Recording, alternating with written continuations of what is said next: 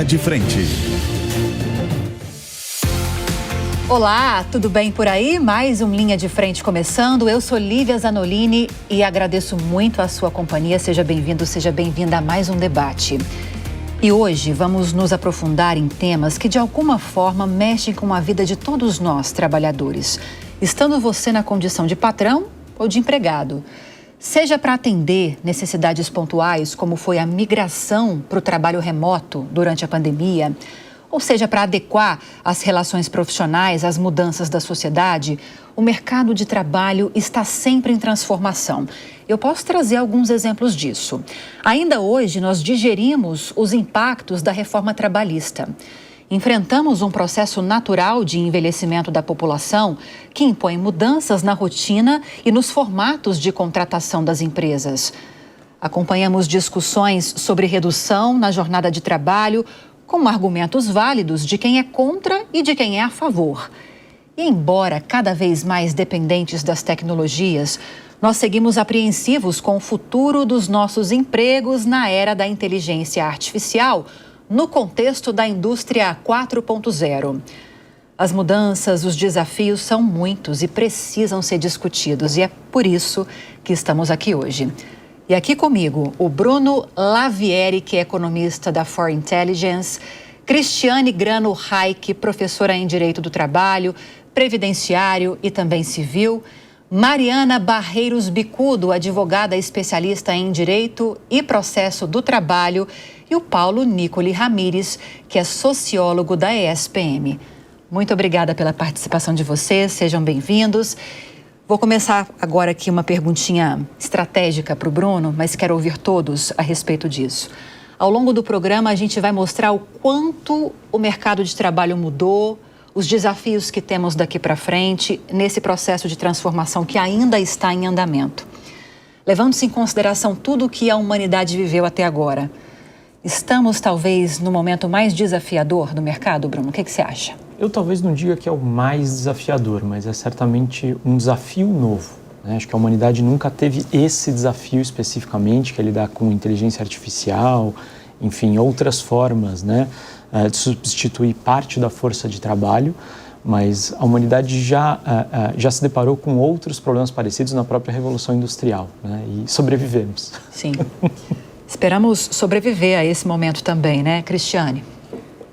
Eu diria que não propriamente as mudanças são severamente radicais. As outras todas, das revoluções anteriores, também foram. Eu acho que o que mais impacta é a velocidade com que elas acontecem. Isso eu acho que é o mais assustador. Mariana? Concordo com os dois. Eu entendo que a tecnologia tem trazido desafios para todo mundo. Lidar com essa tecnologia, e eu trago um adendo. A nova geração também tem sido um desafio para as relações de trabalho, porque eles têm um jeito de enxergar a rotina, eles dão mais valor para a qualidade de vida. Isso traz desafios para as empresas e para os gestores que tinham uma forma de lidar com tudo isso diferente. Paulo. Eu chamo a atenção para além do fato, né, de que a automação, a inteligência artificial está retirando vários empregos, outros tantos vão surgir, mas a gente também tem que pensar na saúde mental dos trabalhadores, né? Estamos vivendo um surto de depressões, angústias, o famoso burnout também. Bom, vamos começar então nos aprofundarmos naqueles pontos específicos, desafios nesse processo de transformação. Então a gente vai começar falando sobre PEC 4x3, que estabelece uma jornada de trabalho menor aos brasileiros do que a atual e que continua dividindo opiniões.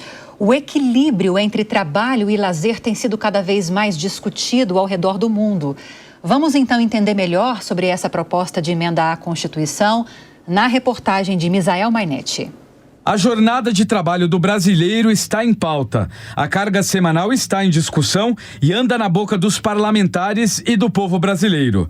Dentro do chamado G20, o Brasil está entre os países que mais se trabalha semanalmente. Os dados são da Organização Internacional do Trabalho. A Índia e a China aparecem no topo da lista com a média semanal de horas trabalhadas. Na Índia, 47 e na China, 46. No Brasil, 39 horas, junto da Rússia. O Canadá e a Austrália ocupam a menor média semanal de horas trabalhadas, 32,1 horas. A Holanda, por exemplo, é um dos países em que a população trabalha menos horas. São 31,6 horas trabalhadas. A jornada integral é de 38 horas semanais, mas grande parte dos holandeses já faz a chamada jornada reduzida. Vale citar algumas diferenças entre Holanda e Brasil. Lá, o salário mínimo do trabalhador, que cumpre jornada semanal de 32 horas ao mês, é de 1.700 euros, 13 euros em média por hora. A pausa do almoço é de meia hora e não costuma ser remunerada. O debate sobre o fim da escala 6x1, proposto pela deputada federal Érica Hilton, do PSOL de São Paulo, tem muitas questões a serem respondidas à população. A Constituição não permite reduzir o salário do trabalhador, nem mesmo com a redução da jornada de trabalho. Mas a lei não aborda, por exemplo, o aumento nos custos dos serviços. Um estudo realizado pela VR, plataforma de serviços para trabalhadores e empregadores, revelou que 51% das empresas que utilizam a escala 6x1 são do segmento do comércio, à frente de bares e restaurantes, com 16%, serviços administrativos, 8%, hotéis, 5% e administração imobiliária e predial, com 3%. Os dados de 3.000 empresas e 140 mil trabalhadores foram analisados. O estudo também identificou quais setores da economia mais utilizam outros regimes, como o 4x2, 5x1 ou 12 por 36 horas, e segmentos com mais de um padrão de escala. Em alguns setores é comum não existir escala definida. As pequenas e médias empresas, por exemplo, que respondem por 60% dos empregos formais, podem ser afetadas pelo acúmulo de horas extras caso não adotem um regime de escalas. Tudo isso aponta que a resposta sobre o fim da escala 6x1 não seja tão simples assim. É necessário investir em conversas com toda a sociedade e, além disso, com todos os setores. Vou começar a discussão com você, Paulo, porque quando na abertura eu trouxe a informação, pelo menos na minha visão, acho que cada uma aqui tem a sua. Quando eu trouxe a informação de que existem argumentos que eu considero válidos de ambos os lados da discussão, é porque realmente eu acredito nisso. Eu entendo quando vem o proprietário da empresa, por exemplo, dizer que se você reduzir a jornada de trabalho, eu vou ter de contratar mais gente, meu custo vai aumentar e eu vou acabar repassando isso para o preço do meu produto. Daí um impacto que se torna generalizado. E eu também acredito muito nesse argumento de que é preciso encontrar uma fórmula mais equilibrada entre trabalho e lazer em nome da qualidade de vida, porque isso também impacta a produtividade do trabalhador. Eu queria te ouvir sobre isso. Bom, essa história também foi muito discutida no século passado, principalmente na década de 30, após a crise de 29, quando o presidente Franklin Roosevelt, ouvindo o Henry Ford, né, o famoso criador da linha de montagem, né, muito também conhecido no filme Tempos Modernos, o Chaplin, todo mundo já viu o filme, mas havia o temor porque antes mesmo da crise de 29, o Ford reduziu a jornada de trabalho para 8 horas. Ninguém tinha feito isso nos Estados Unidos até então, né? E ele aumentou os salários. Olha. E, ao mesmo tempo, ninguém tinha entendido qual que era a fórmula, perguntavam se ele tinha se convertido ao cristianismo, qualquer coisa do tipo. Mas foi uma estratégia, um tanto maquiavélica, inclusive. Qual que era a ideia? Quanto menos o trabalhador despende horários, né, de trabalho, 8 horas é razoável, todos concordam com isso, e quanto mais tempo livre ele tem, quanto maiores os salários, mais ele consome. Então, quando o Franklin Roosevelt assume a presidência dos Estados Unidos em 1933, o Henry Ford foi um dos seus conselheiros. E o Ford deu a seguinte dica: faça para todo o país o que eu faço nas minhas indústrias, né, na própria Ford. Curiosamente, é a partir da década de 30 que a gente teve o boom do consumo norte-americano, quando surgiu Hollywood, quando surgiu a indústria fonográfica, cinematográfica, mesmo a pornográfica, né? Parques de diversões, a Disney, porque exatamente a indústria de quadrinhos também, né? Então, com esse tempo livre, os trabalhadores dos shoppings norte-americanos começam a ter esse boom durante esse período. Então, o tempo livre ele pode resultar em mais consumo. Com mais consumo, isso cria um efeito cascata, né, na economia, em que todos saem ganhando, né? Era uma política de bem-estar social. Esse é um ponto de vista louvável, né? Claro que existe esse temor inicial, é normal. Pode até ser mesmo normal que preços aumentem num primeiro momento. Mas se o trabalhador tem mais tempo livre, consequentemente ele consome mais, desde que os salários também se adequem a essa transformação. Agora tem outro detalhe, né? A gente tem que observar que nós vivemos hoje, né, com a terceira para a quarta revolução industrial, já estamos na quarta, e as máquinas são capazes, além da inteligência artificial, de tomar decisões, de resolver vários problemas. Todo mundo aqui já viu um pouco da inteligência artificial, como ela reduz o trabalho dispendido, mesmo o trabalho manual. Então, a capacidade que as máquinas têm hoje, né, de gerar maior produtividade e fornecer mais tempo livre também é maior. Era uma discussão que vinha desde a década de 90, com a ascensão do chamado, aliás, desde a década de 80, mas principalmente de 90, com o toyotismo, em que um importante sociólogo chamado Domênico De Masi escreveu um livro chamado Ócio Criativo. E ele mostra os cálculos, né, mostrando que o tempo, né, de trabalho braçal caiu muito. O trabalho inteligente, muito mais valorizado hoje, além de gerar mais riqueza, ele cria, inclusive dentro das empresas, mais tempo livre para aprendizado. Se você pegar um Google, por exemplo, essas empresas de Big Tech, não tem departamento, não tem um especialista numa coisa só, todos dialogam entre si e, ao mesmo tempo, eles tomam cerveja, jogam videogame, de repente alguém cria o YouTube, né? Então, quando a gente olha as ferramentas do Google, né, estão todas interconectadas, porque eles trabalham num ambiente de lazer, num ambiente agradável, mas, claro, a gente está falando das Big Techs, porque a gente não pode esquecer a realidade da maioria dos trabalhadores, que pegam 2, 3 horas de ônibus para ir, para voltar para casa, ou mais, né? Trabalhadores que vão em pé, em verdadeiras latas de sardinha ambulante, metrôs, trens. Então, a gente tem que pensar nesse trabalhador também, empregados domésticos, garçons, né, pessoas que vivem na periferia e que não gozam de qualidade de vida nenhuma, não tem nem direito à cidade. Quando a Marta Suplicy criou o bilhete único, um bilhete dava direito a 6, 8 passagens por dia, alguma coisa assim, exatamente para que o indivíduo pudesse exercer o direito à cidade. Tem trânsito, para num lugar para tomar um café, vai assistir um filme, mas nem isso os trabalhadores têm, né? Eles são obrigados a verem enlatados, literalmente, dos transportes públicos. Eu mesmo vim agora para a Jovem Pan de metrô. São condições desumanas, né? Não sei se vocês já trabalharam indo de trem, Zona Sul, ali onde tem a estação da linha roxa, também as linhas de trem também, que passam pela Marginal Pinheiros. Ali são condições desumanas, né? Então a gente tem que pensar que essas escalas melhorariam o trânsito, melhorariam o sistema de transporte, a possibilidade do trabalhador também ir consumir, e a economia cresceria muito mais, a qualidade de vida também. Bons pontos, Paulo. Cristiane, queria te ouvir sobre isso também. Existe uma tentativa, e eu como jornalista percebo isso com muita clareza, de algumas entidades representativas de empresários em vários setores tentarem talvez interditar o debate. Mas não tem nem que falar sobre isso. Já ouvi isso. Tem que falar sobre isso, concorda? Sem dúvida. A Organização Internacional do Trabalho foi criada em 1919 e a Convenção número 1 é sobre jornada de trabalho. E isso não vem do nada, isso foi antecedido por, né, revoltas populares, movimentos populares, né, na luta por um limite, uma redução de jornada de trabalho. Então é cíclico, eu acho que é muito saudável esse debate e ele acompanha a evolução da sociedade. E nós estamos nesse momento agora, evidente. Mas eu queria trazer também um outro ponto.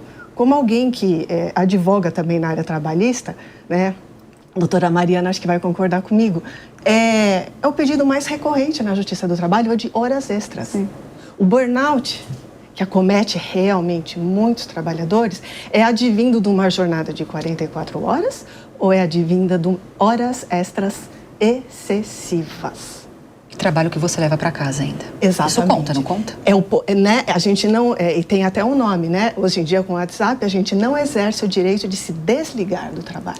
Sim. Então, mas eu acho elementar o debate, inclusive para coagir esse tipo de prática.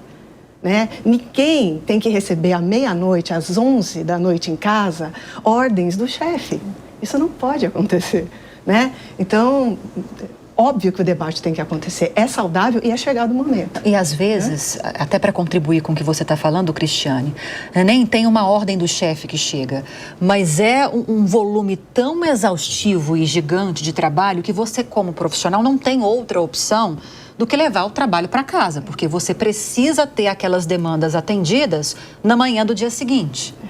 Exato. É a realidade hoje do trabalhador. Eu acho que esse tipo de debate que está acontecendo, Lívia, traz, inclusive, essa situação, né? Porque nós temos na Constituição a permissão de uma jornada de 44. Divide 44 por 5, não dá. Então, são 8 por dia, mas seriam 4 no sábado. Muitas empresas formalmente adotam uma jornada de 40 semanais. 8 de segunda a sexta. Saudável, realmente. Só que é isso que você falou. A demanda é tão grande, a pessoa não se desliga do trabalho. Creio eu que é daí que vem o burnout. Sim. Né? Sim. E tantos pedidos de horas extras na Justiça do Trabalho. Agora, Bruno, é inegável que, num primeiro momento, e o próprio Paulo levantou essa possibilidade, uma mudança como essa, de mudar a jornada 6x1 da 4x3, num primeiro momento vai trazer consequências para a economia negativas, no primeiro momento. Mais profissionais que vão ter de trabalhar, enfim, efeito cascata, né? O custo maior, o preço do produto final maior, repito, pelo menos no primeiro momento. Tem como você trazer essa questão para a discussão, talvez encontrar um equilíbrio nesse primeiro momento, encontrar uma fórmula para que todos, de alguma forma, saiam ganhando ou não percam tanto? Você, como economista, o que diria sobre isso? Eu acho que a questão é que os setores funcionam de forma muito diferente, né? E essa mudança no padrão de trabalho, no número de horas trabalhadas, principalmente, vai afetar de forma muito heterogênea os setores de serviços, para os setores de comércio, para os setores de indústria, que esses sim serão mais afetados, eventualmente negativamente, por essa redução, né, na carga horária. Porque no final das contas, você produz menos, né, e portanto vende menos, fatura menos e aí precisa de menos mão de obra, ou você, enfim, contrata outra pessoa, mas você vai ter que repassar esse custo, né? Então, a curto prazo, esses setores seriam os mais afetados, né, principalmente ali comércio, indústria, né, na parte que demanda mais mão de obra. Serviços, a gente já sabe que o número médio, né, de horas trabalhadas no setor de serviços é um pouco menor e mais bem distribuído, tá? Então, acho que sofreria menos. Mas é muito difícil você fazer uma regra para um setor, né? Porque daí a empresa se declara que faz parte de outro setor. Então, criar leis, né, criar regras para esse tipo de, enfim, para vários outros tipos também, né, de questões, acaba sendo, não vou dizer tampar o sol com a peneira, né, mas a briga ali de gato e rato, né? Você aperta de um lado, escapa para o outro, daí você aperta do outro. Então, eu diria que é um bom primeiro começo, né, de discussão, a redução na jornada de trabalho, né, no número de horas, mas certamente ainda não é o modelo final, né? Acho que a gente está dentro de um processo de discussão. Quando o ministro do Trabalho, Luiz Marinho, diz que essa é uma discussão que precisa acontecer e para muito além de um Congresso Nacional, de uma legislação, precisa acontecer entre trabalhador e empregador, eu estou entendendo pelo que você disse que você concorda com o que ele disse. Seria isso? Claro, a discussão... Cada setor, cada empresa vai ter de se encontrar da melhor forma. Sim, sem dúvida nenhuma. Acho que a discussão faz parte, né? O mais difícil, acho que é ter uma discussão em que todos os lados são ouvidos, né? Acho que muitas vezes o trabalhador acaba tendo menos voz, né, nessa frente. Mas acho que faz parte, né? E os deputados, enfim, os representantes estão ali justamente para isso, né? Para fazerem esses trabalhadores serem ouvidos. No começo dessa semana, Mariana, Michel Temer, ex-presidente da República, disse que o Brasil não está preparado para mudar a jornada de 6x1 para 4x3. Ele disse que se isso acontecer hoje, diante da situação econômica do país, da realidade da maioria dos brasileiros, essas pessoas que vão ter a jornada reduzida em um trabalho vão aproveitar o restante do dia livre para procurar um outro trabalho para complementação de renda. Faz sentido isso que ele disse? Eu entendo que faz. Até porque isso já acontece muitas vezes. Pessoas que ganham um salário mínimo aproveitam sábado e domingo para trabalhar, aproveitam as próprias férias para trabalhar, conheço domésticas que pegam férias e continuam prestando serviços para o próprio empregador, cobrando diária. Então, isso acontece muito porque a condição de salário que a gente tem hoje é muito pequena, né? E aí, o meu ponto aqui é colocar na Constituição Federal a escala de trabalho. Porque você limita isso. A partir do momento que hoje a gente tem vários tipos de escalas e elas não são constitucionais, não está nem na CLT, né? São questões que os próprios empregadores com os sindicatos negociam. Então, eu posso ter escala 5x2, eu posso ter 6x1, eu posso ter 12x36. Tem turno ininterrupto de revezamento, que a pessoa trabalha de manhã, de tarde, de noite.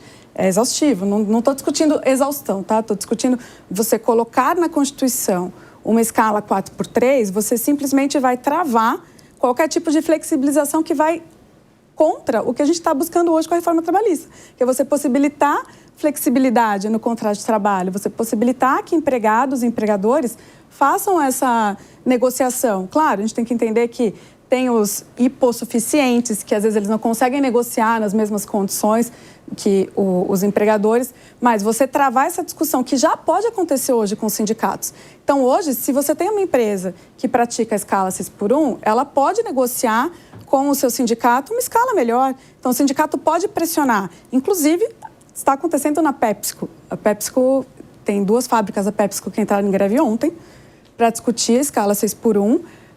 E já uma discussão antes, inclusive, da própria... Já veio essa discussão antes da própria PEC. E hoje eles travaram, entraram em greve 2 fábricas.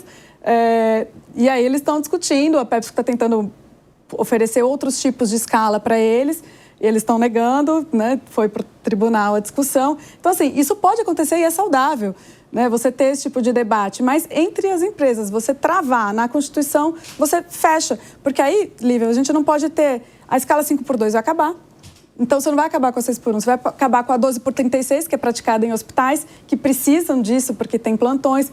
Então, você, como você disse, né, Bruno, as categorias têm necessidades distintas. Você estabelecer uma escala única para todas as categorias, você trava o negócio.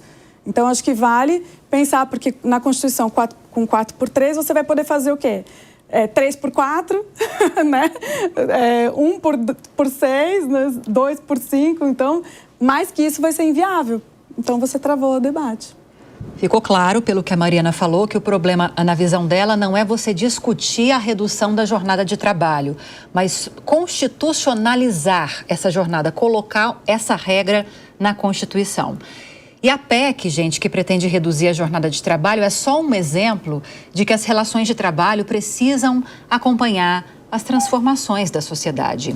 A reforma trabalhista, que foi aprovada em 2017, foi fruto dessa necessidade de você adequar a legislação às novas relações de trabalho. Entre os avanços, a reforma trouxe mais flexibilidade nas relações entre patrões e empregados, e com isso mais segurança jurídica para quem contrata. Por outro lado, a possibilidade de que qualquer setor da empresa seja terceirizado, inclusive a atividade fim, que é a atividade principal que a empresa realiza, contribuiu para o avanço de uma prática que ficou conhecida como pejotização. E o fenômeno se dá quando o trabalhador é contratado como uma pessoa jurídica, exclusivamente para fins de redução de custos trabalhistas, ainda que o modelo de contratação tenha todas as características de vínculo empregatício. De acordo com um estudo realizado na Escola de Economia de São Paulo, da FGV, 53% dos MEIs, que são os microempreendedores individuais, atuam como empregados, com vínculo de empregados em empresas. E aí eu quero começar com você, porque esse é um fenômeno que tem realmente acontecido. Eu trouxe um dado, mas se a gente for olhar outros levantamentos, isso acontece também com outras modalidades de prestação de serviço como pessoa jurídica. E é difícil, porque existe hoje uma legislação que permita com que isso aconteça e que dá margem para diversas interpretações. A gente tem uma STF, quando as ações chegam, por exemplo, lá no final no STF, que tem um entendimento. A gente chega num STJ que tem um outro entendimento sobre isso. ainda que exista uma lei regendo essa questão. Como sair desse impasse, Bruno? Eu acho que a grande questão aqui é que, enfim, essa pejotização, né, esse aumento, né, tem muito a ver com as leis trabalhistas eventualmente serem duras demais e restritivas demais, né? Sem a pejotização, essas pessoas provavelmente não estariam trabalhando, então elas preferem ser PJ do que não trabalhar, né? Tem uma escolha aqui sendo feita. Então, enfim, acho que isso é muito um sintoma, né, de um problema que vem das regras trabalhistas, né? E nesse sentido, até voltando à discussão anterior, a mudança do regime de horas pode, na verdade, agravar isso, né? Aumentar a pejotização. As pessoas que hoje são CLT, muito possivelmente, na maioria, seriam demitidas e eventualmente recontratadas com um salário menor, né? Uma vez que na CLT você não pode diminuir o salário nominal do mesmo indivíduo, né? Essa pessoa seria desligada e recontratada como PJ. Então... eu imagino que essa é uma questão que tem uma demanda gigantesca na Justiça do Trabalho, né, Mariana? Tem. Porque, como eu falei, existe hoje uma lei que permita com que isso aconteça. Ela traz uma permissão, mas não é permissiva, que são coisas diferentes. Não pode haver abusos, mas ainda assim esses abusos acontecem, né? Sim, acontecem. E aí a grande discussão que está se travando no STF, e aí tem a discussão entre os ministros, né?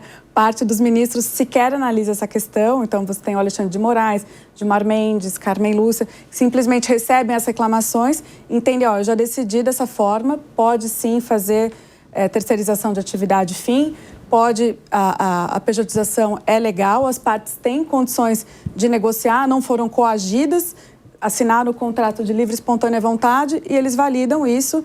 E, inclusive, às vezes manda a discussão para a Justiça Civil para discutir se teve coação na assinatura do contrato. Se não teve coação, eu assinei lá de livre e espontânea vontade, ele valida esse contrato. Por outro lado, ministros como se não me engano, o Zanin, né, e o Flávio Dino, e Fachin também tem batido muito nessa tecla, eles falaram assim, não, olha, a discussão da fraude tem que acontecer na Justiça do Trabalho. Porque o que mais acontece é a fraude. Você, justamente como você estava dizendo no começo da matéria, eu contratar uma pessoa como PJ para mascarar uma relação de trabalho. E aí eu já peguei contratos, por exemplo, que tem até previsão de férias. Contrato de PJ, a pessoa paga férias, paga 13º, paga todos os direitos trabalhistas num contrato de PJ, mas você não é PJ, não estou recolhendo imposto. Aí você está fraudando o fisco. E no fim das contas, para o trabalhador, que ele vê naquela oportunidade profissional uma forma de crescer, ele vai pegar aquela oportunidade. No fim das contas, esses acordos, né, de férias, de 13º, nem saem tão ruins esses benefícios. Não, esse acordo nem fica tão ruim. Acaba sendo, às vezes, é uma imposição da empresa, né? Isso que é difícil, porque quando você está falando de altos cargos, está falando de médicos, de advogados, eles conseguem negociar. Então, essas discussões de cargos altos, você está num patamar de negociação melhor. Quando você pega um ajudante de obra, e aí você simplesmente, um advogado da empresa coloca um contrato de 10 laudas, e ele vai lá e assina. A pessoa não foi coagida, mas ela precisa Mas ela precisa, fala assim, você só vai poder trabalhar para mim se for assim. Sim. Então, esse é o ponto. E aí, ele sim vai trabalhar bem supervisionado, ele não tem autonomia nenhuma de trabalho. E aí, onde, na verdade, acontecem as discussões que a gente entende que, de fato, existe uma fraude, né? E aí é o que os ministros estão falando. Olha, então a gente não pode legalizar simplesmente a pejotização de uma forma generalizada, porque fraudes acontecem e isso a Justiça do Trabalho precisa barrar. E em relação a isso, eu, de fato, estou de acordo. Então, tem que haver um equilíbrio aí, né? Quando a gente está falando de pessoas com um bom grau de instrução e quando nós estamos falando de pessoas que não sabem nem ler um contrato e estão assinando isso. Paulo, esse tipo de relação é histórico, ou é histórica, porque, independentemente de leis, você tem quem tem a força de trabalho, que é o lado mais vulnerável, e quem tem os meios de trabalho, que, no fim das contas, acaba ditando as regras. É isso que eu tenho para oferecer. Você aceita? Você não precisa aceitar. É muito interessante essa questão, porque o primeiro pensador, sociólogo a detectar isso foi o Karl Marx, né? Por mais que ele seja criticado pelos vieses liberais, etc., ele percebeu exatamente o funcionamento desse sistema, Adam Smith relativamente também, mas há quem tenha os meios de produção, ou seja, a terra, a fábrica, a máquina, computador hoje, seja lá o que for, e quem vende a força de trabalho, que é o trabalhador, né? E o burguês é quem detém os meios de produção, ou seja, os mecanismos de trabalho.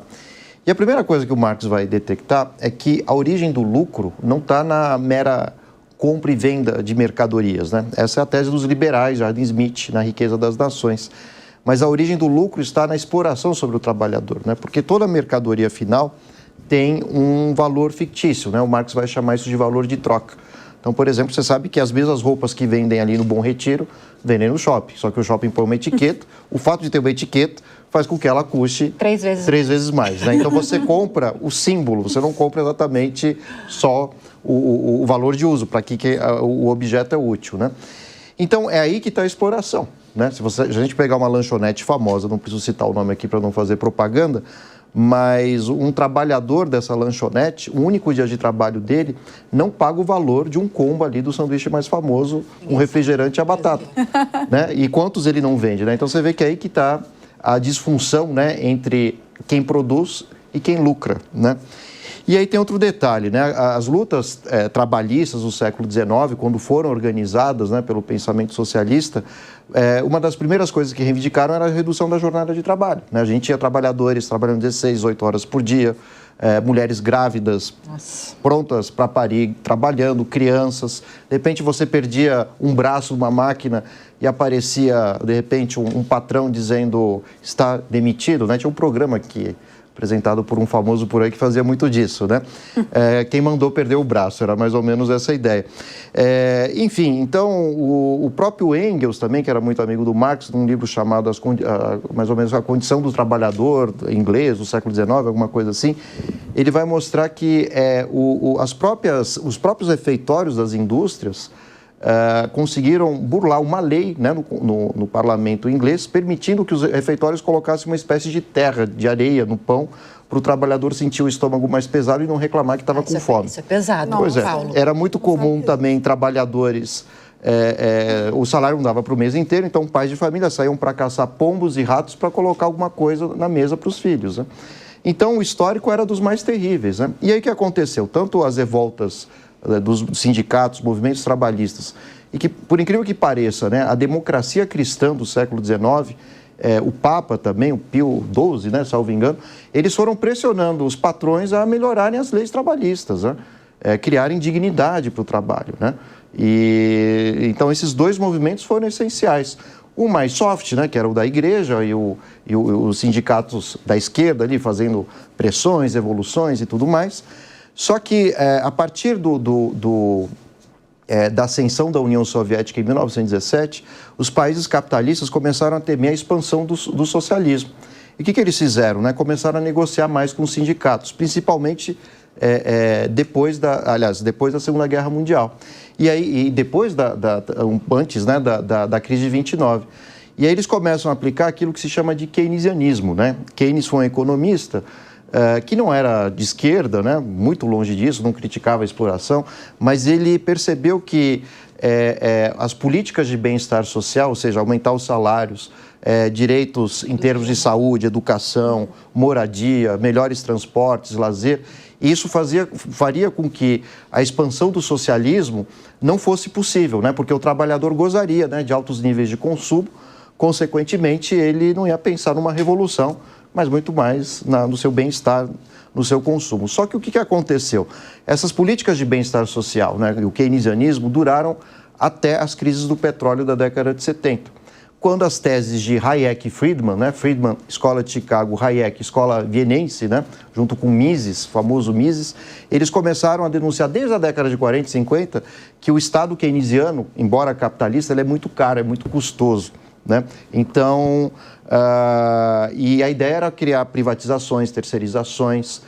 E finalzinho da década de 70, quem vai gostar muito dessa ideia vai ser a Margaret Thatcher, né? Que na Inglaterra vai fazer grandes reformas trabalhistas, né? Grandes para os empresários, não para os trabalhadores, evidentemente. E ela tinha umas frases infelizes, entre elas dizendo, olha, não existe sociedade, é casa e trabalho, o resto é problema de cada indivíduo. E é isso que o neoliberalismo preza, né? Cada um por si. Você quer saúde, educação, moradia? Se esforça, né? Não é um assunto coletivo. E essa ideia foi se expandindo pelo Ocidente. Antes da Inglaterra, da Margaret Thatcher, o primeiro país a aplicar o neoliberalismo foi o Chile, de Pinochet, com um grande paradoxo: liberdade econômica, mas uma ditadura militar. E no começo os trabalhadores estavam felizes da vida, né? O Pinochet contrata os chamados Chicago Boys, que foram alunos de Friedman na escola de Chicago, e o Pinochet tinha uma famosa frase que dizia o seguinte: vamos transformar o trabalhador em empreendedor. E aí fizeram uma privatização do sistema previdenciário, amplas reformas de flexibilização do trabalho. Num primeiro momento, os trabalhadores soltavam fogos de artifício, dizendo: oba, não estou pagando menos imposto, que maravilha, etc. Algo que o Paulo Guedes, ex-ministro da Economia, queria fazer aqui no Brasil, que trabalhou no Chile, de Pinochet, diga-se de passagem, no meio da ditadura, né? Enfim, isso dá outro tema. Mas 40 anos atrás, você diz porque meus pais são chilenos, né? Mas 40 anos atrás, 50 anos atrás, os trabalhadores, em tese, estavam felizes porque eles estavam pagando menos impostos. Passados 40, 50 anos, quais são os resultados? O Chile hoje é o país do mundo que tem a maior quantidade de idosos que se suicidam. Por quê? Porque a aposentadoria não dá nem para pagar um quartinho, um aluguel, seja lá o que for, ou comprar o remédio ali de um tratamento de saúde. Os chilenos fizeram revoltas nas ruas em 2019, tentaram aprovar uma nova Constituição que não foi aprovada no final das contas, com reformas trabalhistas. Então esse é o grande problema que a gente tem hoje, né? O neoliberalismo, ele retira do Estado enfim, a proposta coletiva, né, de lutar por qualidade de vida. Né? A qualidade de vida se torna responsabilidade individual. Né? Então, um pouco dessas questões que a gente está discutindo levam a isso. Né? Então, saúde, educação, moradia, a escola pública é uma porcaria, né? Os sistemas públicos de saúde não atendem muito bem. Então, todo esse peso recai nas costas do trabalhador, que já ganha muito pouco, tem trabalho flexível, talvez não tenha aposentadoria. O Temer, que reclamou da redução da jornada agora, foi o mesmo que fez a flexibilização do trabalho ali em 2016, 2017. Da reforma, né? Pois é, mas ele não segmentou, o que seria correto, né? Porque existe uma grande contradição entre quem tem conhecimento e quem não tem, quem faz trabalho braçal. Então, vejam, é absurdo que um trabalhador, de repente, rural, braçal, um operário, tem que se aposentar na mesma idade de alguém que está no escritório com ar-condicionado. Da reforma da Previdência. Da Previdência, exatamente. 2019. Achei que era trabalhista, eu que é 2017. Perdão, né? Então, não dá para trabalhar até os 70 anos. Né? Ele começou e o Bolsonaro... Pois é, quem faz trabalho braçal tem uma expectativa de vida infinitamente menor. Quem trabalha no ar-condicionado ali, com conhecimento, com certeza, consegue até trabalhar 80 anos. Então, às vezes a segmentação, né, de repente, algumas regras, elas são importantes, né? Varia muito. E falando na definição de regras claras na legislação, estava discutindo agora aqui, no bom sentido, perguntando, vou melhorar o verbo, para a Mariana sobre essa questão de desentendimentos que vão parar na justiça por causa de pejotização.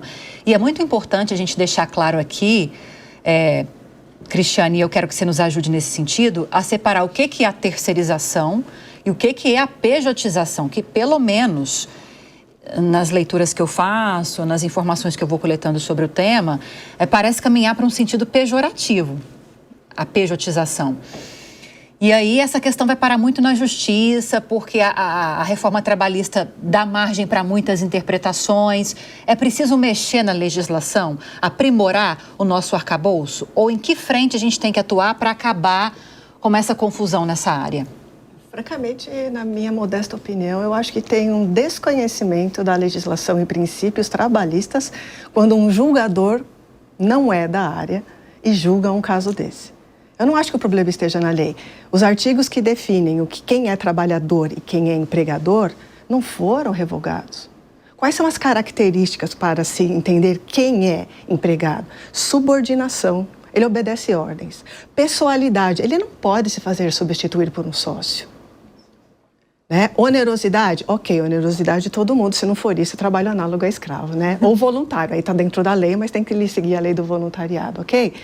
Então, esses artigos nunca foram revogados. O que está acontecendo, então? A mim parece que é um equívoco, né? Uma falta de compreensão da legislação trabalhista. Quando um julgador que não é especializado na justiça, né, em direito do trabalho, pega uma situação dessa para resolver. Tanto que a gente está vendo uma espécie de queda de braço entre os tribunais trabalhistas e uma parte do Supremo, como a Mariana comentou. O Supremo, geralmente, ele dá ganho de causa para uma não existência de vínculo e o Supremo Tribunal do Trabalho, Tribunal Superior do Trabalho, dá um entendimento contrário. Seria isso? O Supremo tem uma parte, como a Mariana falou, uma parte dos ministros que dá um viés civilista para a análise da situação e não trabalhista. O direito do trabalho tem regras próprias, protecionistas, é claro. O trabalhador é o hipossuficiente. Como já foi dito aqui, é ilusão achar, a não ser um diretor, né, um alto executivo, que vai ter as mesmas condições de negociação. Eu vou além. A gente falou aqui, né, do trabalhador operário. Gente, a classe média faz trabalho de motorista de aplicativo para complementar a renda, sim. Não estamos falando só no trabalhador braçal. E eles são uma categoria que são contra a configuração de um vínculo empregatício. É um bom ponto que você levantou, né? Então, assim, a situação... A mim parece que o problema não está na lei. É na falta de compreensão da lei. Assim como a nossa Constituição, a lei trabalhista, ela é principiológica, ela tem uma série de princípios que explicam tudo que está escrito ali. Se você compreender esses princípios, tudo faz sentido. Né? Posso estar sendo até romântica demais. E aí parece que essas pessoas não compreendem isso. E compreendem a parte civilista. É um contrato? Vamos analisar como se fosse um contrato de locação. Mas não é assim, né? E se me permite, até um adendo aqui, né? A gente estava falando de reforma previdenciária. Os rurais foram excluídos da reforma previdenciária. E com relação ao Chile, o que acontece? E é um risco, a gente já está começando aqui um debate de uma eventual nova reforma previdenciária. E aí, só em termos, assim, em que consistiria exatamente? Nós estamos um modelo de bem-estar social e que o nosso regime é uma poupança. Não vamos entrar aqui em nomes técnicos, né? A geração que trabalha atualmente e contribui para a Previdência paga hoje os benefícios de quem hoje está recebendo. E quando essa geração que hoje trabalha for chegar na idade de se aposentar, ela terá os seus benefícios pagos pela geração que no futuro entrará no mercado de trabalho. É um pacto de gerações. O que aconteceu no Chile e que estamos discutindo se não seria a situação aqui no Brasil. Passar para um sistema de capitalização mesmo, como uma previdência privada. E o grande problema é um momento de transição. Porque nós entramos no mercado de trabalho nesse momento, num sistema onde o pacto de gerações está funcionando. A gente não teve a nossa poupança, entre aspas, particular, não foi formada. O nosso dinheiro já foi distribuído para quem hoje está recebendo benefício. E no futuro, quando chegar nosso momento de... Foi isso que aconteceu lá. Não tem dinheiro suficiente. E aí, isso tem que vir à tona. Porque quando isso aconteceu no Chile, a verdade é que o mundo vive um impasse. Nós criamos, e ele é lindo realmente, né? O bem-estar social e a previdência e trabalhista entra nisso com toda a força, mas isso foi criado no boom pós-guerras, né? E logo em seguida a gente teve um declínio, né? Então, nós hoje não temos, mundialmente falando, qual é a solução para isso? Manter o bem-estar social com menos recursos. É um grande dilema. Só que a gente tem que ter em mente que, em matéria de previdência, o capitalismo, né, a capitalização que se chama, que é esse sistema de poupanças individuais, já se mostrou historicamente inadequada. Sim. Né? Será que o problema não está na gestão do dinheiro público? Eu acho que quase tudo cai mais ou menos nisso, né? Acho que mais ou menos tudo vai esbarrar nisso, né, Bruno? Com certeza, com certeza. Acho que essa discussão sobre reforma da Previdência, assim, a única certeza que a gente tem é que ela vai acontecer, né? Vai haver uma nova reforma. Livre e espontânea pressão. Exatamente. A gente não vai ter necessidade, saída. assim como a anterior. Né? Ela aconteceu porque ela tinha que acontecer e, de fato, vai ter que ser rediscutido. A verdade é que existem no mundo, né, outros exemplos de sistemas que funcionam melhor e pior. A gente precisa escolher os melhores. E isso, assim, parece muito primário, né, isso que eu estou falando, mas é difícil, em termos de política pública, implementar isso de verdade, né? Você ter ali um bom diagnóstico do que está acontecendo e escolher a melhor política pública que solucione, né, pelo menos temporariamente ou parcialmente, esse problema. Enfim, essa questão da gestão, né, da Previdência ser pública ou ser privada, acho que é outra discussão, né, eventualmente. Programa Linha de Frente sobre isso, tá, gente? É só pesquisar aí no nosso canal no YouTube. 1h30 falando sobre isso. Maravilha, continuar. então acho que eu nem preciso ir muito Mas pode concluir. Mas a ideia é essa, né? Acho que tem também essa discussão, né? Se precisa ser público ou se precisa privado, né? Acho que a sociedade que precisa responder isso, né? Acho que faz tudo parte de um grande debate. Mas não existe, por enquanto, bala de prata. Nem para a questão trabalhista, nem para a questão tributária, né, que acho que a gente estava falando da pejotização, muito da pejotização vem de problema tributário, né, muito oneroso contratar um funcionário CLT, muito mais barato PJ, empresas pequenas muitas vezes vão querer PJ, né, mesmo tendo ali o risco trabalhista no final. Os próprios empregados, complementando, quando pegam a folha de pagamento, eles não se conformam com a quantidade de desconto que existe na folha. Quando eles olham a folha e falam assim, mas fui contratada para ganhar X. Aí quando vai ver, o salário é 40% daquilo. Né? Então, assim, eles não gostam disso. Por quê? Porque o dinheiro vai para o fundo de garantia, o dinheiro vai para imposto de renda, vai para o INSS, aí tem desconto de plano de saúde, desconto de um monte de coisa. Então, assim, é muito caro. É muito caro. Fora mais o que a empresa recolhe que não está ali. Né? Então, assim, é muita coisa. O fundo de garantia poderia ser opcional. Eu sou a favor do fundo de garantia ser opcional. Quem quer que o Estado cuide para você e faça uma poupança para você, porque é o Estado cuidando do seu dinheiro. Né? Aí você escolhe e fala, eu quero que você cuide porque eu não consigo guardar dinheiro. Mas poderia ser, por exemplo, eu quero ter livre o meu dinheiro e aí eu vou lá e guardo meu dinheiro do jeito que eu quiser, invisto da forma como eu quiser. A gente entra em outro problema, porque o Estado perde fonte de financiamento para políticas públicas. É verdade, porque é da Caixa Econômica. Exato. E essa é a discussão, moradia, enfim. é a discussão dos motoristas de aplicativo, né? Eles vivem aquilo que alguns sociólogos têm chamado de precariado, né? Não é mais proletário, é precariado, porque é uma precarização do trabalho. Também chamado de infoproletariado, né? De Ricardo Antunes, professor de Sociologia do Trabalho da Unicamp, né? E qual que é o problema, né? A nossa sociedade, do ponto de vista do consumo, ela é imediatista. Todo mundo quer ter dinheiro, evidentemente, mas a ideia é, para que eu vou dar dinheiro para o governo está me roubando, etc. Esse é o discurso dos motoristas de Uber, né? O governo quer mais impostos para roubar, não sei o quê, corrupção. E o social. Exatamente. Só que, no futuro, isso tem um preço, que era o caso do Chile que a gente estava discutindo. Esse motorista de Uber não vai ser um motorista de Uber para sempre, seja porque a frota vai ser substituída por carros sem motoristas, isso já é uma realidade dos Estados Unidos. Na China, que não tem Uber, né? Eu estive lá em julho, mas eles têm vários aplicativos sem motoristas. Carros autônomos, exatamente.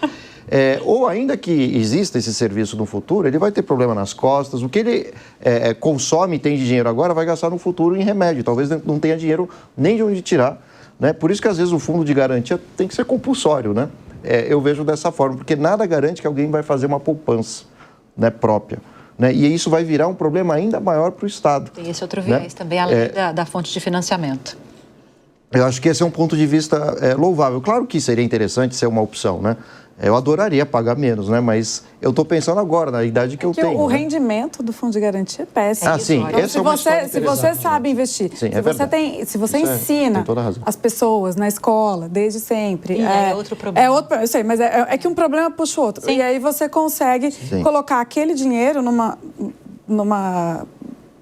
num CDBD e outros lugares que vão render muito mais. E aí, claro, aí que a gente tem o problema da multa, que eu também sou contra desse monte de encargo na rescisão, enfim. Aí é uma discussão gigantesca. Mas, assim, porque as pessoas não pedem demissão porque querem receber a rescisão, que é gigantesca. E aí você cria um problema, que a pessoa fica trabalhando num ambiente que ela não gosta porque fica esperando mandar embora. E aí você cria um problema enorme no mercado de trabalho. Nos Estados Unidos, as pessoas entram e saem dos empregos com uma maior facilidade, porque não tem nada disso. Então, você contrata por hora, nem contrato de trabalho escrito tem. Muitas empresas fazem só contrato verbal e fica por isso. E os desentendimentos trabalhistas não vão parar lá, na justiça? Trabalho não tem quase nada. É cultural. Eles conseguem se entender. É cultural, ele nem tem justiça do trabalho lá, né? E os processos trabalhistas são mínimos ali. Mas, é outra cultura, eles não gostam que o Estado intervenha. A nossa eu arrisco dizer que aqui não daria certo. A nossa cultura, historicamente, é diferente. A gente teve uma colonização diferente. Desde o início, a gente né? Teria que ficar numa aula de história aqui. Mas a nossa história explica por que nós esperamos tanto do Estado e eles repelem a ação do Estado. Nós culturalmente somos muito diferentes, por isso que é muito difícil imaginar que o modelo de lá serviria para cá. Tem que se estudar? Tem. E eu, até complementando, né? O direito previdenciário explica até, né? Explica não, né? Ele é reflexo do que você falou. É da natureza humana, né? Seguridade Social é previdência, assistência e saúde. A área que historicamente teve início é assistência, porque é da natureza humana. A gente se preocupa, bati aqui no microfone, a gente se preocupa quando vê um próximo passando por necessidade, mas nós, até talvez por uma arrogância humana, a gente não pensa que nós, daqui a pouco, poderemos estar passando por essa mesma necessidade. Então, primeiro a gente teve o desenvolvimento do que hoje a gente fala assistência, mas que era caridade, para depois o Estado nos compelir a guardar dinheiro para nossas situações de acidente, de trabalho, foi isso no início, e depois a aposentadoria por idade. Historicamente, o mundo teve que passar por isso. Alguém, o Estado, nos obrigando a pensar em nós mesmos. Porque não é da natureza humana fazer isso, né? Algumas pessoas têm essa cultura previdente, que é o que a gente fala, mas uma grande maioria dos seres humanos não, é imediatista. E a sociedade moderna é mais imediatista ainda, né? E nos Estados Unidos, por ter pouca participação do Estado, né, nas relações trabalhistas, a maioria das pessoas, era uma cultura também, coloca dinheiro na Bolsa de Valores, né? Olha aí. Desde muito jovem, etc. E geralmente são aquelas notas que tem um AAA, vocês que são da economia devem explicar melhor depois, eu estou por fora, não sou investidor. Mas em 2008, essa história caiu pelo buraco, né? Porque, salvo engano, foi o George W. Bush que aprovou os chamados derivativos, né? Que era transformar dívidas das pessoas com hipotecas, com universidade, com carro, etc., em ações da Bolsa de Valores. Foi uma falcatrua tremenda quando deu a crise de 2008, porque muitos professores de Harvard, Columbia, de economia, trabalhavam para o governo e para essas agências que distribuem essas notas. E aí, uma das maiores notas eram desses bancos que emprestavam dinheiro de hipotecas. O governo norte-americano não controlava o sistema de hipotecas, então nada impedia de um cara hipotecar uma casa, depois comprar a segunda, depois a terceira, ou hipotecar a mesma casa com vários bancos diferentes. Olha que loucura que era, né? O Estado não intervém, é a história do neoliberalismo.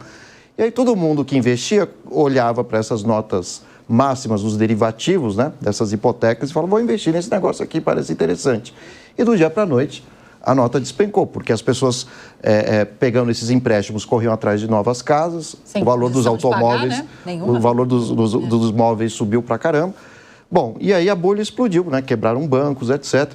Então, esses são os problemas do neoliberalismo, né?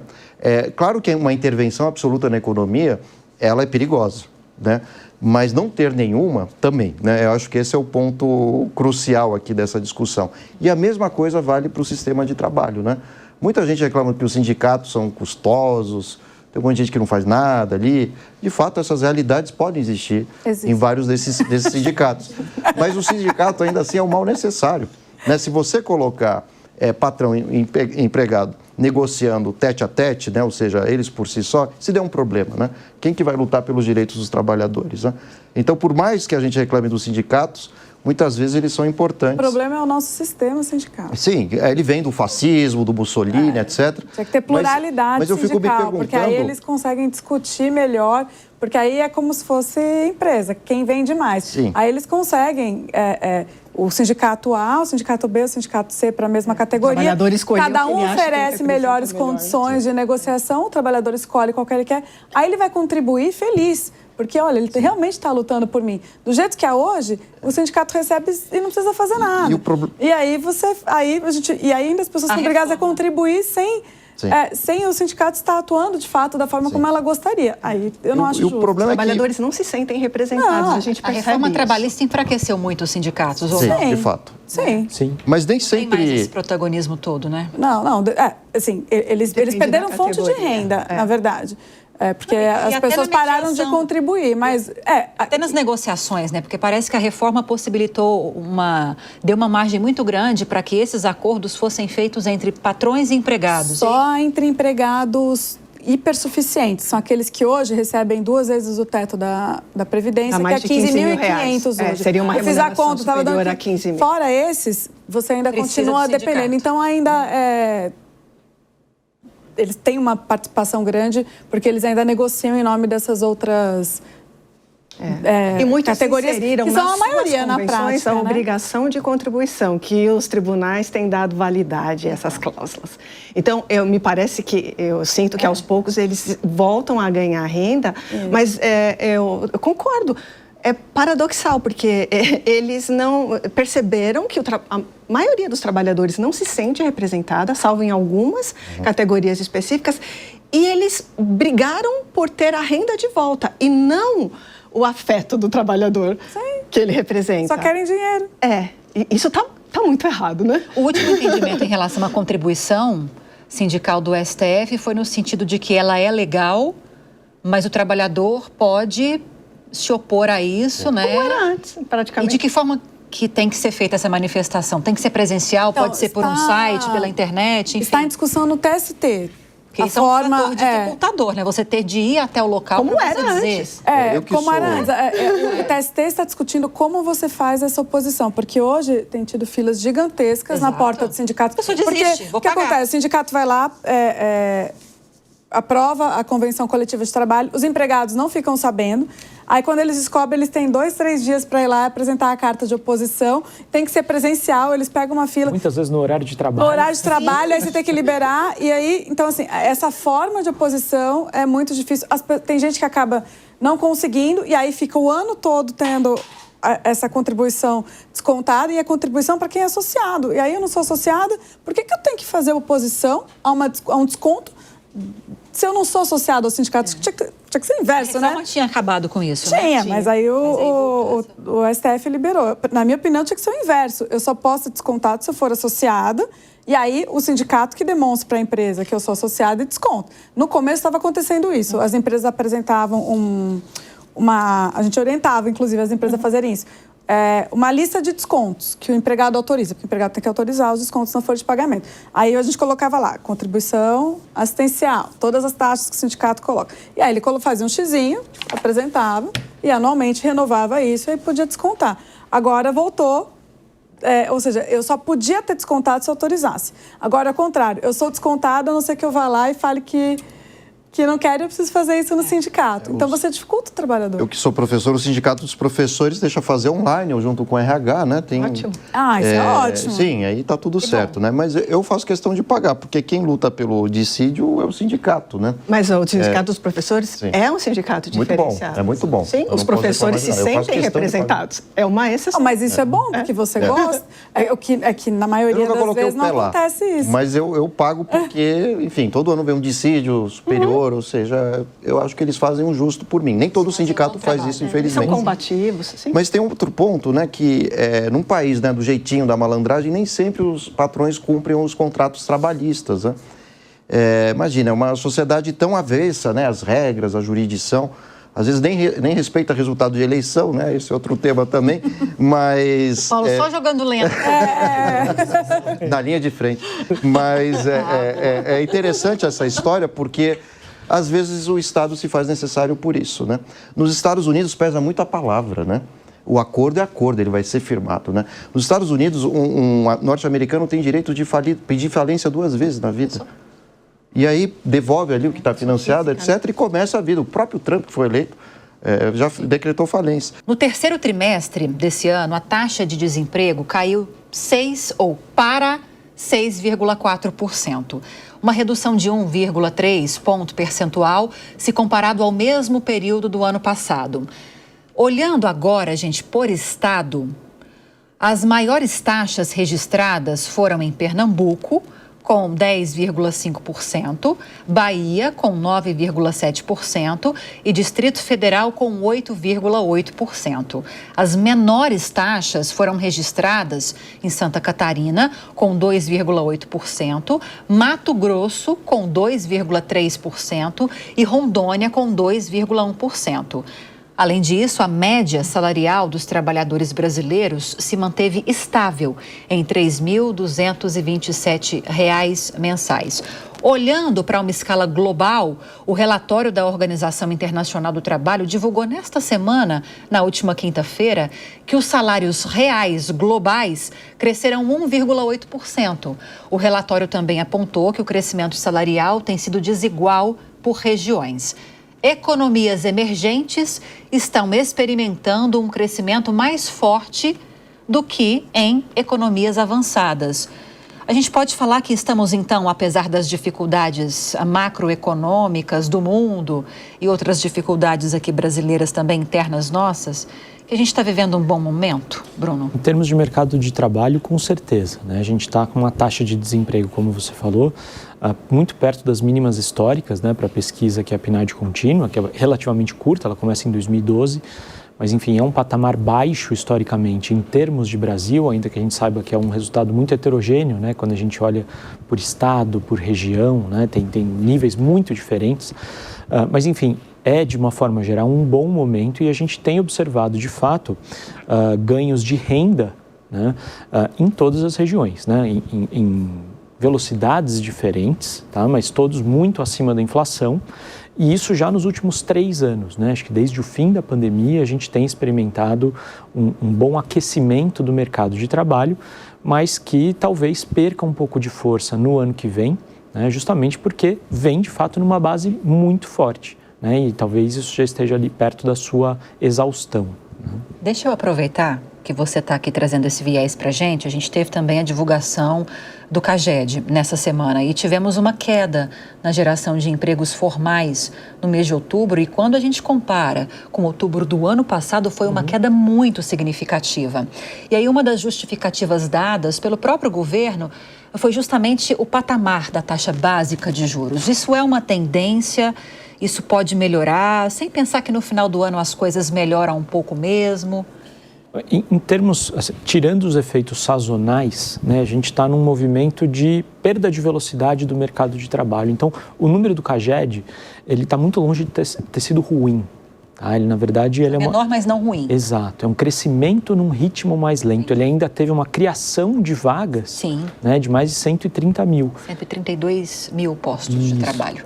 Então, enfim, é um número ainda bastante expressivo, né? É um mercado de trabalho ainda bastante saudável e a notícia mais positiva, né, é mais formal, né? Mais do que simplesmente aumentar o número de ocupados, a gente tem aumentado a proporção do emprego formal. E a informalidade, como é que está?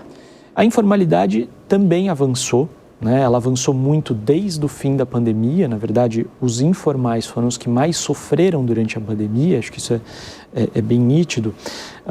E até por um efeito estatístico, foi também o que mais cresceu após a pandemia, né? A verdade é que hoje o trabalho formal, né, tem uma participação maior, né, no todo do que o informal, né? O que é uma certa novidade em termos de Brasil.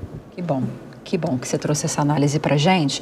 Vamos seguir então aqui com as nossas discussões. Nós falávamos no bloco anterior sobre a necessidade por livre e espontânea pressão e necessidade de em breve a gente ter de discutir uma nova reforma da Previdência aqui no Brasil.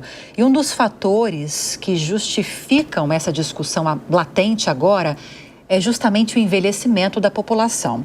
Em agosto desse ano, o IBGE realizou uma projeção com os dados do Censo Demográfico de 2022. E a estimativa aponta que a população do país deve parar de crescer em 2041. Outro ponto dessa projeção mostrou que em pouco mais de 2 décadas, de 2000 para 2023, a proporção de idosos na população brasileira, ou seja, pessoas com 60 anos ou mais, quase duplicou, quase foi 2 vezes maior, indo de 8,7% para 15,6%. E ainda de acordo com um levantamento do IBGE, em 2070, cerca de 37,8% dos habitantes aqui do país serão idosos. E aí, olhando para esses dados, nós trouxemos aqui uma outra pesquisa, agora da agência Maturi. O estudo apontou que dentre 200 empresas que foram analisadas, 78% se consideram etaristas. e tem barreiras para a contratação de trabalhadores com 50 anos ou mais.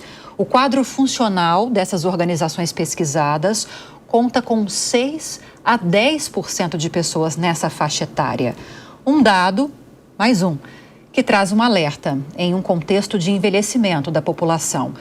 O que precisa ser feito para manter ou até reinserir essa força de trabalho no mercado?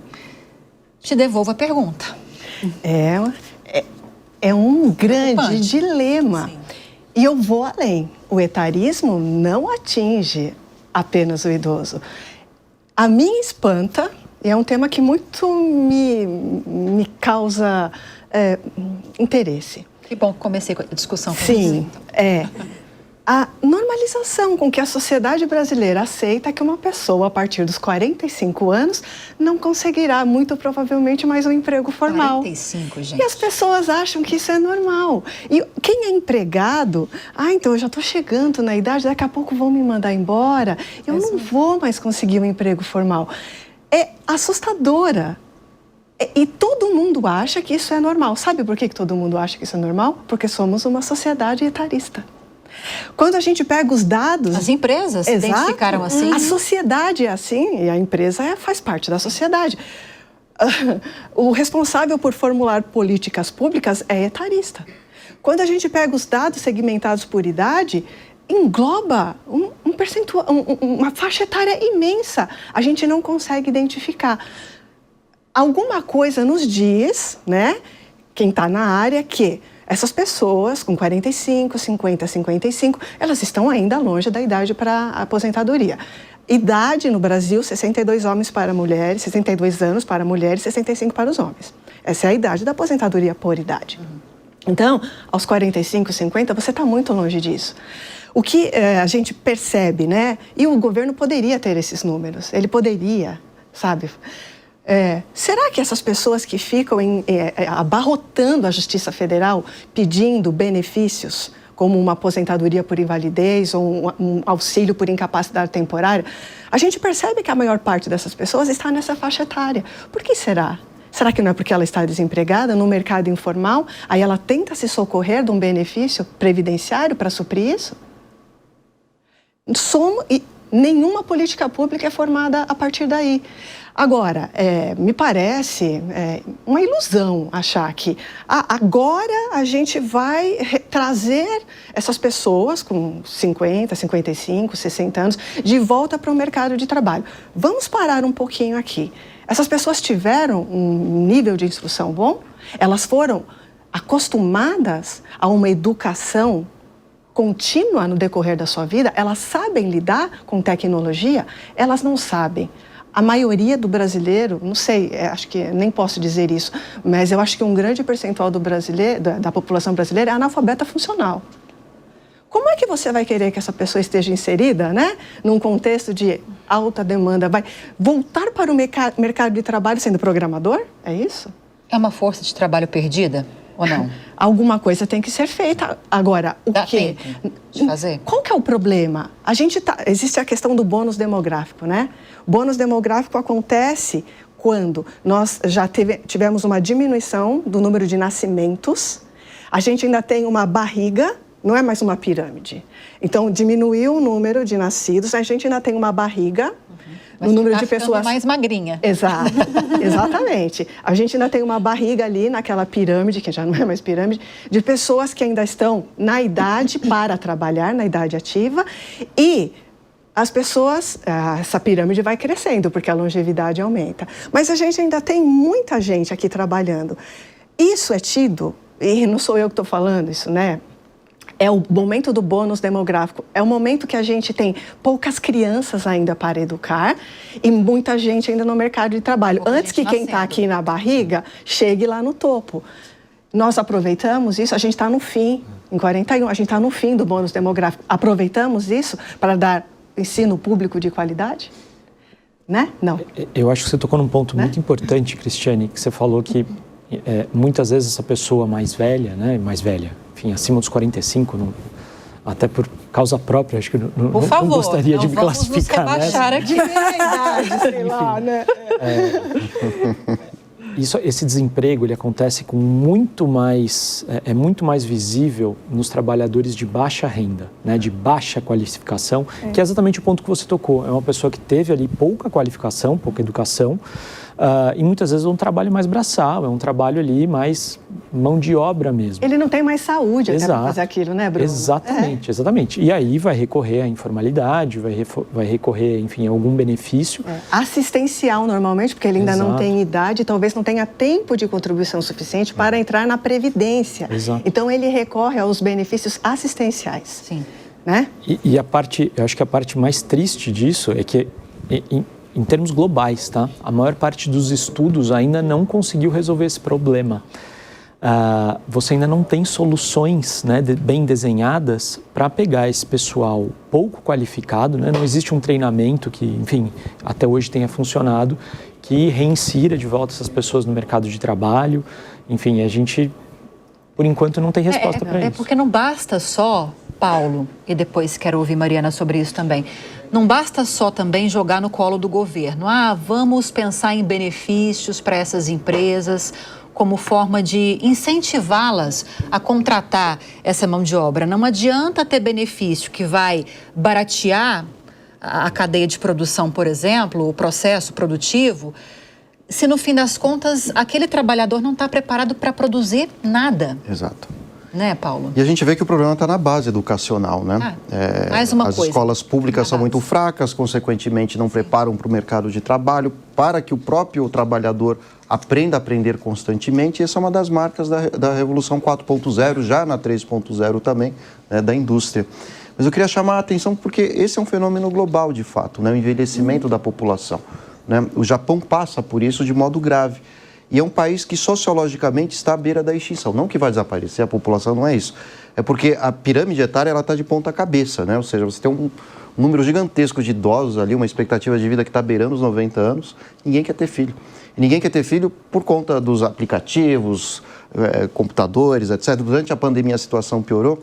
E aí uma das atitudes do governo japonês, duas, né? Até antes da pandemia, uma delas, foi criar feiras de casamentos, sabiam disso? Então os pais quase que pelos cabelos levam os filhos para uma feirinha para ver se conhece alguém, para ver se relaciona, que eles ficam em casa, no computador, né? A gente reclama muito dessa geração neném aqui no Brasil, né? No Japão até que trabalha, né? No Brasil não trabalha, não estuda, fica em casa na frente do computador, o entretenimento é gigantesco, às vezes tem alguém da família que tem algum salário, um benefício e sustenta a família, o jovem não quer trabalhar, né? Mas aí voltando à história do Japão, e essas feiras não funcionaram. E aí outra medida que o governo tomou depois da pandemia foi estimular bebidas alcoólicas, né? Para as pessoas terem a noção. Eu estive no Japão agora em julho para ver se conhece alguém e nasce filho, né? Mais ou menos essa história. Aí não se precaver. Mas eu estive agora no Japão e eu vi uma coisa muito estranha, né? Eu parei para... Era um calor terrível, tá? Era o verão de lá, e eu parei para tomar um chopp num bar, né? E pedi um chopp, era só isso que eu queria, e ir para casa, dormir e tudo mais, né? Depois de um dia de muitas caminhadas. E aí, de repente, aparecem mais 2 chopps. Eu falei para o garçom, eu não pedi. Ele falou, não, é uma promoção. Né? Que promoção é essa? Não, é um incentivo do governo, né? Então, o nível está desse jeito, né? Até às 7 da noite, 7h30, era um incentivo do governo. Mas o aumento da natalidade não resolve a questão do etarismo. Ações que promovam a integração cultural e estrutural. Exatamente, entre as gerações. E o Japão tem um sistema de educacional fantástico, né? Enfim, e aí eu acho que falta até uma fiscalização, porque etarismo é crime. Sim. Etarismo é crime. Você deixar de contratar uma pessoa por causa da idade... Por provar, né? É crime. Não, já está na lei. Está na lei do idoso. Mas você provar você assim, que você não está contratando... Não estou te contratando porque você está acima da idade que eu gostaria. Sim, é difícil provar. É difícil provar. E aí mandar embora também por causa disso, deixar de promover. Coisa, né, Mariana? Pode. Mas assim, é crime. Então, assim, se a pessoa conseguir, de alguma forma, demonstrar que foi por causa da idade, que foi porque ela não conseguiu alçar um cargo melhor, né, por conta da idade dela, e ela conseguir fazer essa prova, a empresa, inclusive, pode ser punida por causa disso. Assédio moral, né, discriminação. Tem algum caso assim que ganhou repercussão? Não conheço. Não, né? Não conheço ninguém que foi preso por isso. As pessoas se sentem, acho que, intimidadas até a denunciar, porque é o que a gente estava até comentando. Uma sociedade etarista, sabe qual é uma das facetas do etarismo? É o autoetarismo. Eu, quando vou ficando mais idoso, eu acho que eu atrapalho, eu não me sinto capaz. Isso já não é para mim. A gente nem percebe.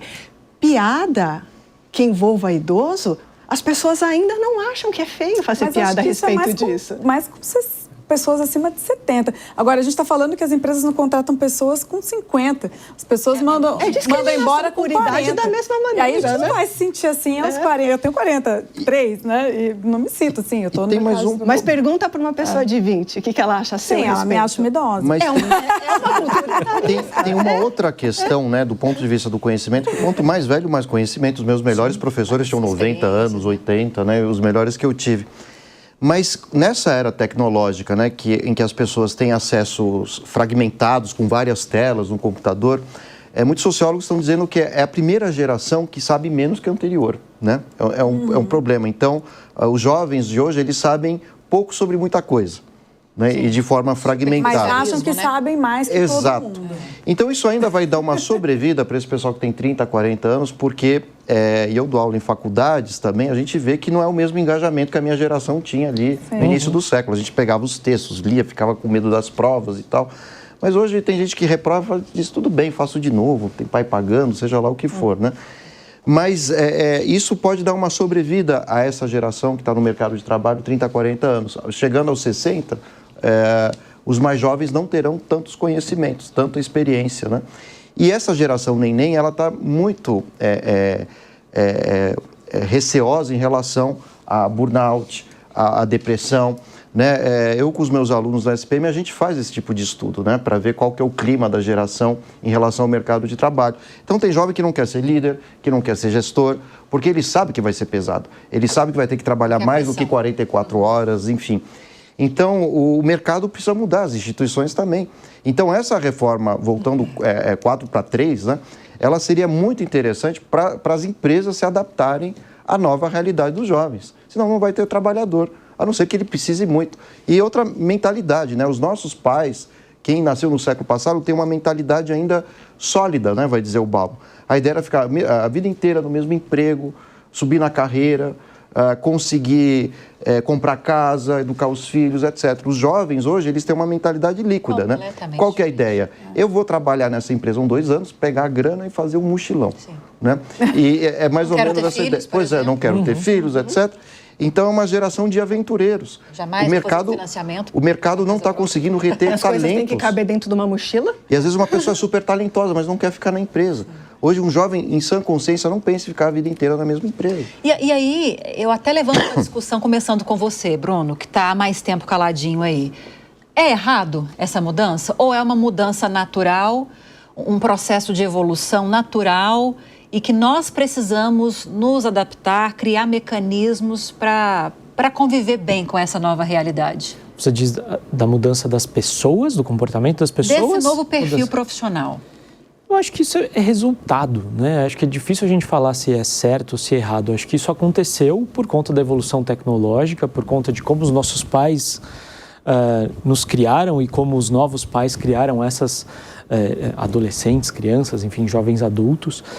Acho que não saberia dizer, apontar assim, se está certo ou se está errado. Acho que a gente tem que aprender a conviver com isso, né? E, enfim, quem já está no mercado de trabalho, de certa forma, entender quais são essas reivindicações, quais são essas restrições, porque no final das contas essas pessoas vão ter que trabalhar, né? Vai existir a necessidade de ter renda, né? Acho que nem todo mundo vai poder contar, né, como você falou, né, com o pai pagando a faculdade para o resto da vida. A maior parte vai ter que trabalhar, né? Então, de alguma forma ou de outra, eu acho que a coisa se acerta, né? O caminhão de melancias vai se ajustando ao longo do caminho. Mas você sabe que um dos dilemas da 4ª Revolução Industrial é esse, né? Porque quanto mais inteligência artificial, robôs, menos trabalho. Exato. E aí, na Europa, se discute muito uma renda mínima global, né? Pelo simples fato de você ser cidadão, para que o consumo continue existindo. Porque se tiver menos trabalho não vai ter salário, não tem consumo, então qual é a razão de ser do capitalismo, né? Uma proposta liberal, diga-se. Exatamente, né? Não é uma proposta da esquerda, é uma proposta liberal. Exato. Mas eu acho que vão existir outras formas de trabalho. Talvez crie um gap aí, né? Mas vocês não acham Olha, que... vocês estão entrando na discussão que nós vamos iniciar a partir de agora. Posso chamar a reportagem? Vocês vão guardando as informações? Bom, gente, para a gente entender melhor os impactos da reforma trabalhista, as transformações que estão acontecendo no mercado de trabalho, nos modelos de trabalho que nós conhecemos hoje em dia, é preciso a gente relembrar o processo que ficou para trás, as revoluções que possibilitaram essas mudanças. Vamos acompanhar um resumo desse processo todo na reportagem da Bruna Milan. A primeira revolução industrial, a partir da segunda metade do século XVIII, trouxe a mecanização e as produções em grande escala, transformando intensamente o mundo do trabalho. A consolidação do capitalismo e o desenvolvimento econômico permitiram avanços, mas, ao mesmo tempo, expuseram chagas sociais. Os baixos salários, as longas jornadas e as condições precárias nas fábricas. No século seguinte, a segunda revolução industrial inaugurou uma nova fase de desenvolvimento tecnológico. O avanço na utilização da eletricidade e do petróleo como fontes de energia e do aço como matéria-prima nas indústrias descortinaram um novo universo de possibilidades na produção, transporte e comercialização dos produtos. Mas a desvalorização da mão de obra persistia e movimentos trabalhistas se multiplicavam, chamando a atenção para os direitos da categoria. A terceira revolução industrial, iniciada na segunda metade do século XX, virou a chave do até então mundo analógico do trabalho para o digital e trouxe avanços significativos na área da robótica. A substituição de trabalhadores por máquinas no campo e na indústria barateou e otimizou processos, intensificando o debate sobre a qualificação profissional como forma de sobreviver ao novo mercado. Ainda em curso, a quarta revolução industrial, também chamada de Indústria 4.0, reúne as mais inovadoras soluções tecnológicas, com foco na modernização e na geração de conhecimento como meio de aprimorar e ampliar a produção. Para além da automação, que executa as ações antes realizadas pelo ser humano, a inteligência artificial, com a capacidade de replicar padrões e tomar decisões com autonomia, surge com a promessa de também pensar como nós. Nesse cenário, qual será o futuro das profissões e do mercado de trabalho? E o nosso futuro? Realmente acabaremos substituídos por robôs em algum momento? E aí, Mariana? Eu acho que algumas profissões, sim, sem dúvida, né? Mas eu acho que o ser humano tem a capacidade de se reinventar e vão precisar de programadores de robôs, vão precisar de pessoas para controlar tudo isso. Então, acho que trabalhar com essas tecnologias, desenvolver essas tecnologias, desenvolvedores de IA, e aí você aprender a usar a tecnologia a seu favor. Então, eu acho que algumas profissões podem acabar, outras vão melhorar, talvez melhore a qualidade de vida dos profissionais, porque com o uso da IA a gente consegue ter mais agilidade. Eu uso muito, eu sou advogada e uso o ChatGPT hoje, é maravilhoso. ChatGPT, Gemini, não sei o que fala. Então, assim, tem outras formas de trabalho que surgirão e eu acho que a gente tende a usar isso em nosso favor e melhorar. Sim. E aí, Cristiane, a gente precisa ter um processo de revolução na educação, também acompanhando essa revolução da produção, né? Porque nós precisamos criar mentes cada vez mais inteligentes, mais capacitadas, até para gerir essas novas tecnologias, porque pelo menos nesse momento, tudo pode mudar no futuro, a tecnologia para existir continua precisando de nós. Sim. E essa revolução da educação, está em curso, não começou, quando vai começar? Pois acho que em matéria de ensino público, acho que não começou, né? Talvez a gente tenha escolas de grandes centros urbanos brasileiros formando pessoas para isso. Mas a grande massa de trabalhador, da população, acho que está excluída disso, né? Eu tenho muito receio disso. né? Porque eu concordo totalmente, acho que, né, assim, existem duas correntes quando se fala disso, né? Não, a inteligência artificial vai tomar conta de tudo, mas e o mercado consumidor? A gente já viu outras vezes, né? Não por outro motivo, a escravidão também teve fim, né? É verdade? Exato. Então, eu acho que vai acabar esbarrando nisso. A gente precisa de mercado consumidor, senão a coisa não se alimenta. Mas e o Brasil? Isso em mundo e Brasil, nós estamos preparados para isso? Né? E aí?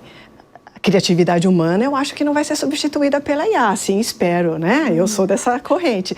Mas estamos formando mentes criativas ou mentes acomodadas? Eu tenho muito receio. E com relação à educação, eu não sou otimista. Eu não vejo nenhum grande movimento. A gente parece muito ineficiente. Muitas vezes a gente olha para o quanto o Brasil gasta com ensino e não é pouco, né, comparado a outros lugares. Mas por que aqui não acontece o ensino de qualidade? A gente não é eficiente nisso, né? E só um parênteses, eu acho também, assim, quando a gente fala muito de inteligência artificial e de tecnologia, a gente tem que pensar que a gente vive num mundo em que pessoas não têm saneamento básico. Então, eu acho que isso ainda vai demorar muito para chegar. Pode chegar em grandes centros, numa bolha, né? Mas tem lugares que as pessoas ainda vivem sem água, sem energia. E aí, a tecnologia não chegou lá para melhorar a vida dessas pessoas. Então, eu acho que, assim, é uma preocupação, deve existir. A gente tem que pensar em formas de levar essa educação para as pessoas, mas eu acho que ainda a gente tem carros elétricos autônomos e tem pessoas que não têm nada. Sim. Então, assim, aí a gente vai falar assim, nossa, temos que pensar em que não teremos mais motoristas de carro. O pessoal não tem... Nós estamos com 3 minutinhos para fechar o programa e quero ouvir as perspectivas de Bruno e de Paulo. Se vocês puderem ser breves para que os dois possam falar. Paulo, qual será o nosso futuro no mercado de trabalho? Bom, temos um outro problema que é gravíssimo, que a indústria brasileira ela é relativamente autossuficiente, né? O público consumidor brasileiro é muito amplo, né? Então, principalmente linha branca, ferro de passar, esse tipo de coisa toda, né? Só que o Brasil é um dos países com tamanho que menos investe em automação e inteligência artificial. Se você pegar um país pequenininho como a Coreia do Sul, eles investem pesadamente. A Alemanha tem um orçamento paralelo só para educação e tecnologia, né? Exatamente porque quem não competir com altas tecnologias vai ficar para trás do mercado. E o Brasil ele está se tornando, mais uma vez, um país colônia que vai importar várias mercadorias que vêm de fora, mais competitivas, mais avançadas. Então, é fundamental haver um pacto entre universidades, indústrias e governo, né, para que a gente tenha um projeto de indústria 4.0. Tem um projeto parado no Congresso. Arthur Lira prefere votar qualquer outra coisa, as pautas bomba, mas exatamente o estímulo, da mesma forma que existe o Plano Safra, a gente teria algo equivalente, o Plano Safra para a indústria 4.0 no Brasil, indústria limpa, inclusive. Só que ele está parado, né? É um projeto que vem do Ministério da Indústria, né? Que é do Alckmin, inclusive. Não é eleitoreiro, né? Os benefícios de um projeto como esse são colhidos em longo prazo, não tem tanto interesse para a política. 20 segundinhos para a gente fechar. Bom, eu acho que a gente sobrevive, né, a essa mudança da inteligência artificial. Eu enxergo muito como um meio e não como um fim, é uma ferramenta. Né? A gente mexe muito com isso, né, na empresa que eu trabalho. E o que a gente aprendeu foi que isso libera o humano para fazer um trabalho de mais alto nível. Tá? Lógico que a gente está falando ali de um microclima, né? Não sei se isso pode ser aplicado a todas as situações de uso da inteligência artificial, mas acho que no final das contas é muito parecido com o que aconteceu lá na primeira Revolução Industrial, né? Onde tinham os lojistas quebrando as máquinas e no final das contas não foi necessário, né? As máquinas não tiraram tantos empregos assim, lógico que a legislação trabalhista foi a reboque, né? Mas enfim, acho que a gente sobrevive. Vamos acompanhar, testemunharemos pelo menos parte dessa história. Sim. Obrigada pela participação de vocês. A você que esteve conosco, muito obrigada pela audiência. Um ótimo fim de semana, uma boa semana pela frente e até a próxima. A opinião dos nossos comentaristas não reflete necessariamente a opinião do Grupo Jovem Pan de Comunicação. Realização Jovem Pan News.